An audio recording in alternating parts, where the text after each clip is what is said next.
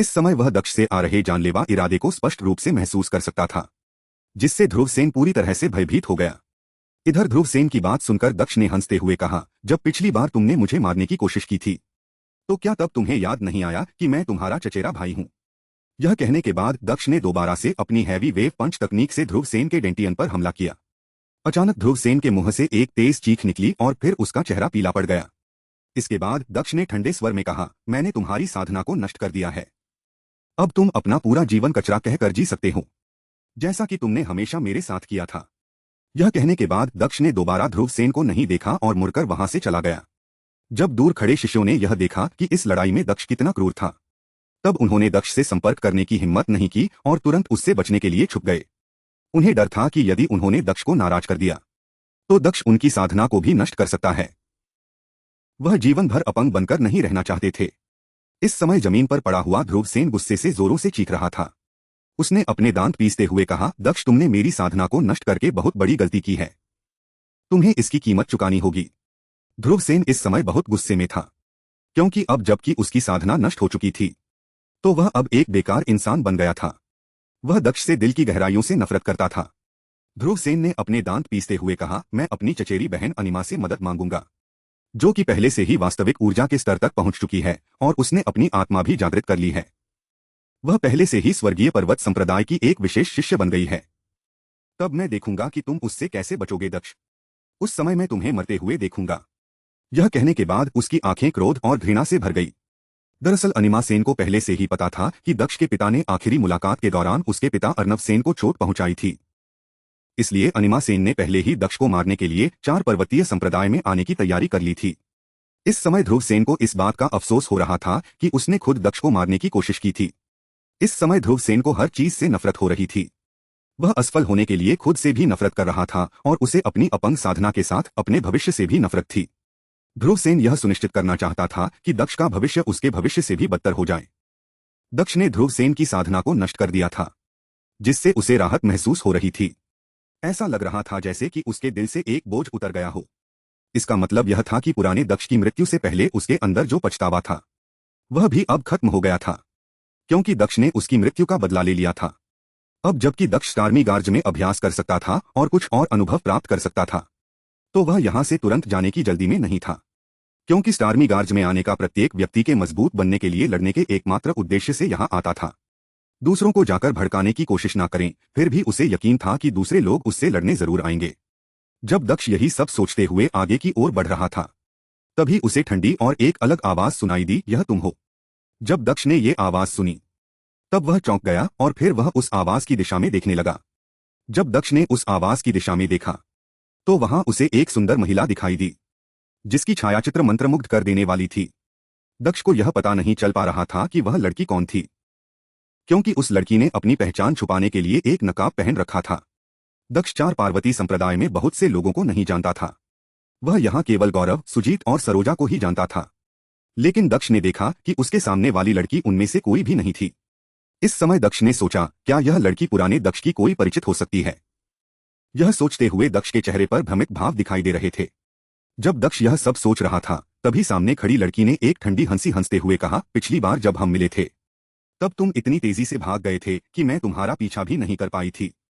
क्या अब हम यह परीक्षण कर सकते हैं कि तुम भागने में कितने कुशल हो? अब हम खुले में हैं और भागने के लिए यहाँ कोई जगह भी नहीं है। तो मैं देखना ये चाहती हूँ कि क्या तुम्हारे भागने के कौशल अच्छे हैं या नहीं। यह कहते हुए उस लड़की ने अपने हाथ में एक धनुष उठा लिया और उस पर एक तीर चढ़ा लिया। यह देखकर दक्ष को तुरंत पता चल गया कि यह लड़की कौन है। उसे अब सब कुछ याद आ गया था। दक्ष ने थोड़ा हैरान होते हुए कहा, यह तुम हो हिमांशी। दक्ष को हिमांशी का चेहरा अच्छी तरीके से याद था, क्योंकि इस लड़की ने कुछ दिनों पहले दक्ष को लगभग मार ही डाला था। दूसरी तरफ हिमांशी इस बार दक्ष को भागने देना नहीं चाहती थी, क्योंकि वह जानती थी कि दक्ष अपनी शक्ति को छिपा रहा है। इसलिए उसने दक्ष को भागने का मौका नहीं दिया और तुरंत अपनी मार्शल आत्मा का इस्तेमाल किया। जैसे ही हिमांशी ने अपनी मार्शल स्पिरिट को सक्रिय किया, तब दूसरी तरफ दक्ष को इसका एहसास होने लगा। दक्ष को इस बात का एहसास हो रहा था कि हिमांशी की तीर मार्शल भावना उसे निशाना बना रही है और वह अपने लक्ष्य के रूप में उसे देख रही है। इस बात का एहसास होते ही दक्ष ने सोचा, लंबी दूरी की लड़ाई के लिए धनुष एक पसंदीदा हथियार है। हालांकि नजदीकी युद्ध में धनुष की कोई क्षमता नहीं होती, अगर मैं उसके और मेरे बीच दूरी को कम कर दूं, तो उसके हथियार के लिए अपनी क्षमता दिखाना कठिन हो जाएगा। यह कहने के बाद दक्ष ने बिल्कुल भी झिझक नहीं दिखाई और फिर वह अपनी तेज गति से हिमांशी की ओर दौड़ पड़ा। दक्ष को अपनी ओर दौड़ता हुआ देखकर हिमांशी ने व्यंग्यपूर्वक हंसते हुए कहा, क्या तुम सच में करीबी मुकाबले में मेरा सामना करना चाहते हो? यह कहने के बाद हिमांशी की आंखें अचानक तेज हो गई और उसने तुरंत अपने धनुष की डोरी पर तीर रखा और उसे खींचकर एक ही क्षण में दक्ष की ओर चला दिया। तीर एक तेज आवाज के साथ अविश्वसनीय दबाव बनाते हुए दक्ष की दिशा में चला गया। यह देखकर दक्ष ने तुरंत अपनी पीठ से अपनी तलवार निकाल ली। स्वीश! इसके तुरंत बाद दक्ष ने अपने दूसरे हाथ से, जिसमें उसने तलवार नहीं पड़ी थी, उससे अपनी हैवी वेव्स पंच तकनीक से हिमांशी के चलाए हुए तीर पर हमला कर दिया। जैसे ही दक्ष ने अपने हैवी वेव पंच तकनीक से हवा में मुक्का मारा, तब हवा में तेज लहरें बनने लगी, जो सीधे हिमांशी द्वारा चलाए गए तीर से टकराने लगी। जल्दी ही हिमांशी का तीर हवा के तेज लहरों से टकराकर धीमा हो गया और अंत में दक्ष ने अपनी तलवार के एक ही झटके से हिमांशी के तीर के 2 टुकड़े कर दिए। यह सब करते हुए भी दक्ष की गति एक पल के लिए भी धीमी नहीं हुई और वह लगातार अपने हैवी वेव पंच तकनीक का उपयोग करते हुए हवा में लहरें उत्पन्न करते हुए हिमांशी की ओर बढ़ता चला गया। दूसरी तरफ हिमांशी न केवल एक सुंदर लड़की थी, बल्कि उसके पास एक शक्तिशाली युद्ध शक्ति भी थी। वह बाहरी शिष्यों में 8वें स्थान पर थी और वह दक्ष के कार्य को देखते हुए यह अंदाजा लगा सकती थी कि दक्ष उसके साथ अपनी दूरी कम करना चाहता है। यह समझते ही हिमांशी तीर चलाने के तुरंत बाद उछलकर दूर चली गई। हिमांशी धनुष से लड़ने में उत्कृष्ट थी और उसने स्पष्ट रूप से उत्कृष्ट चपलता तकनीकें भी सीखी थी। जब तक दक्ष ने पहले तीर को अपनी तलवार से 2 हिस्सों में तोड़ा, तब तक उसका हाथ पहले से ही भारी मात्रा में ऊर्जा के साथ अपने धनुष की डोरी पर 3 तीर रख चुका था और फिर अगले ही पल हिमांशी ने तीनों तीरों को एक ही साथ दक्ष की दिशा में चला दिया। इसी समय दक्ष ने अचानक कहा, फिर मिलेंगे। यह कहते ही अचानक दक्ष ने अपनी दिशा बदल दी और फिर वह पेड़ों के एक छोटे से झुरमुट की ओर चला गया, जिससे हिमांशी के तीनों तीर भी अचानक से मुड़कर दक्ष की ओर उन पेड़ों के झुरमुट की ओर चले गए। इसके बाद दक्ष ने अपनी गति का उपयोग करते हुए उन सभी तीरों को चकमा दे दिया और पेड़ों के अंदर इधर उधर भागने लगा, जिससे जल्द ही हिमांशी के तीनों तीर एक एक पेड़ से टकराकर अवरोध हो गए और नीचे गिर गए। हिमांशी की बॉडी मूवमेंट तकनीक बहुत गहरी थी। हालांकि दक्ष की तकनीक हिमांशी से केवल एक कदम ही बेहतर थी। हालांकि इससे पहले कि दक्ष हिमांशी तक पहुंच पाता, हिमांशी के पास कुछ तीर चलाने के लिए पर्याप्त समय था। उसने एक साथ 3 तीर चलाने का प्रयास किया था, जिससे दक्ष को अपने जीवन के लिए खतरा महसूस होने लगा। यही कारण है कि जैसे ही दक्ष ने हिमांशी को अपने धनुष के ऊपर तीर चढ़ाते हुए देखा, तब उसने तुरंत अपनी योजना बदल दी और वहां से भागने का फैसला किया। यह हिमांशी की लड़ाई की रणनीति में बदलाव लाने का एक सबसे अच्छा तरीका था, क्योंकि खुले क्षेत्र में उन दोनों के बीच बहुत दूरी थी, जिससे हिमांशी को अधिक लाभ होता। परंतु पेड़ों के इस झुरमुट में हिमांशी को दक्ष के ऊपर निशाना साधने में थोड़ी दिक्कत होती। इससे दक्ष को ज्यादा लाभ होता है। इस समय उन पेड़ों के झुरमुट में भागते हुए दक्ष ने सोचा, ऐसा लगता है कि मैं एक ऐसे योद्धा की ताकत को कम आंक रहा था, जो साधारण ऊर्जा के 9वें स्तर पर पहुंच गया है। इसके खिलाफ लड़ना और जितना इतना आसान नहीं है। दक्ष अब तक यह जान चुका था कि हिमांशी साधारण ऊर्जा के 9वें स्तर पर थी, जो कि वास्तविक ऊर्जा के स्तर से बस एक कदम दूर थी। वह पहले से ही अपनी ऊर्जा का उपयोग करके अपने तीर की भावना और अपने धनुष को सामंजस्यपूर्ण ढंग से नियंत्रित करने में सक्षम थी। इसलिए उसकी लंबी दूरी की शक्ति एक भयानक शक्ति थी। इस समय दक्ष को इस बात का एहसास हुआ कि साधारण ऊर्जा के 9वें स्तर के शिष्यों के साथ लड़ना और आसानी से जितना एक मूर्खतापूर्ण व्यवहार है। लेकिन इससे दक्ष निराश नहीं हुआ। उसे यकीन था कि अगर वह हिमांशी को उन पेड़ों के झुरमुट तक ले गया, तब उसकी जीत पक्की है। दूसरी तरफ दक्ष को पेड़ों के झुरमुट की ओर ऐसे भागते हुए देखकर हिमांशी व्यंग्यपूर्वक हंसने लगी। हम्फ! इसके बाद हिमांशी ने धनुष की डोरी को खींचना शुरू कर दिया। हिमांशी जैसे जैसे धनुष की डोरी खींचती जा रही थी, वैसे वैसे एक शक्तिशाली दबाव उत्पन्न होता जा रहा था। हिमांशी के पूरे शरीर में एक दबंग और भयानक शक्ति फैलती जा रही थी। दूसरी तरफ हिमांशी को ऐसे देखकर दक्ष समझ गया कि हिमांशी अब तीर चलाने वाली है। दक्ष का शरीर पहले ही उसे खतरे की चेतावनी दे रहा था। दक्ष ने इस समय अपने हाथ में तलवार को कसकर पकड़ रखा था। वह इस समय पेड़ों के झुरमुट के केवल बाहरी क्षेत्र में था। अगर वह पेड़ों के झुरमुट के और गहराई में चला गया, तब वह पूरी तरह से सुरक्षित रह सकता था। इसलिए उसने अपनी गति बढ़ाते हुए पेड़ों के झुरमुट के गहराई तक जाने का प्रयास किया। दूसरी तरफ दक्ष को ऐसा करते हुए देखकर हिमांशी ने थोड़ा घबराए हुए स्वर में कहा, कहां भाग रहे हो, रुको।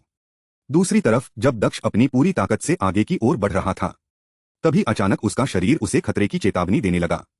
इस बात का एहसास होते ही दक्ष अचानक रुक गया और पीछे की चला गया। दक्ष के ऐसा करते ही वहां पर अचानक एक तलवार सामने आ गई और फिर बूम! जैसे ही वह तलवार धरती से टकराई, तो वहां पर एक छोटा सा गड्ढा हो गया, अगर दक्ष सामने की ओर चलना जारी रखता और 1 सेकंड के लिए भी अगर वह पीछे रह जाता तो इस तलवार से दक्ष का शरीर कट गया होता। यह देखकर अचानक दक्ष की अभिव्यक्ति बदल गई और फिर उसने अपने सामने की ओर देखा। उसने पाया कि वहां पर एक आदमी जो सफेद वस्त्र पहने हुए था, वह अपने चेहरे पर एक कातिल मुस्कान के साथ दक्ष की ओर देख रहा था। यह वही आदमी था जिसने अभी दक्ष के ऊपर तलवार से हमला किया था। इसके बाद उस आदमी ने हिमांशी की ओर देखते हुए कहा, हिमांशी, इस कीड़े ने तुम्हें कैसे ठेस पहुंचाई है, मुझे बताओ।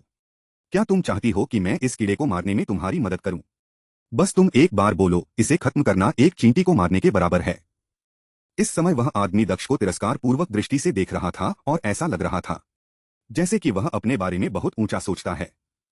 उसकी नजर में दक्ष एक चींटी के बराबर था जिसे वह बिना किसी अतिरिक्त शक्ति के मार सकता था। इधर हिमांशी को बस अपना सिर हिलाया था और फिर उसे दक्ष को मारने में कोई दिक्कत नहीं थी। भले ही संप्रदाय ने सीधे तौर पर साथी शिष्यों को मारने पर रोक लगा दी हो, फिर भी उसे दंडित करने का कोई कारण नहीं होगा, क्योंकि वह एक शक्तिशाली और मजबूत योद्धा था और संप्रदाय में मजबूत योद्धाओं पर ज्यादा ध्यान दिया जाता था। जब दक्ष ने उस आदमी की बात सुनी तब उसके चेहरे के भाव बदल गए और उसने अपनी तेज नजरों से उस व्यक्ति की ओर देखा और फिर उस व्यक्ति के कपड़ों पर लगे बैच को देखकर दक्ष ने चौंकते हुए कहा, एक विशिष्ट शिष्य। यह कहने के बाद अचानक दक्ष का चेहरा बदल गया।